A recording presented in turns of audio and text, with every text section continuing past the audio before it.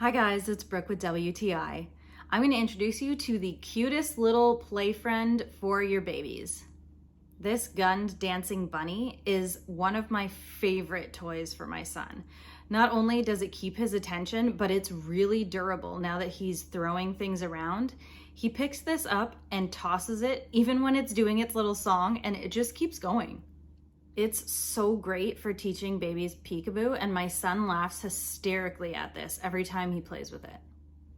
It also looks super cute just sitting on his dresser in his room when he's not playing with it. I love the little song that it makes. Hello, baby. Let's sing together.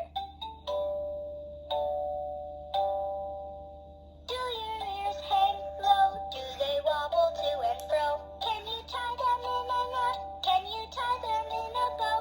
Can you throw them over your shoulder like a continental soldier? Do your ears hang low?